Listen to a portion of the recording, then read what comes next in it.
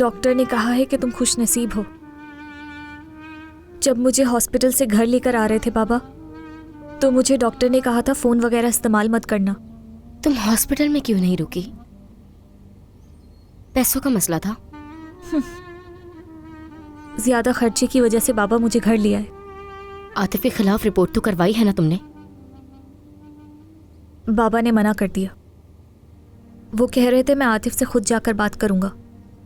क्या मतलब कि तुमने बयान भी नहीं दिया उसके खिलाफ? नहीं, वो तो बस आतिफ से पैसे लेना चाहते थे, जो ले भी लिए उन्होंने। कैसे? ये क्या कह रही हो? उन्होंने कहा कि अगर तुमने शिकायत दर्ज की तो अच्छा नहीं होगा, और मुझे बाहर भी नहीं जाने दे रहे। ये कैसे हो सकता है?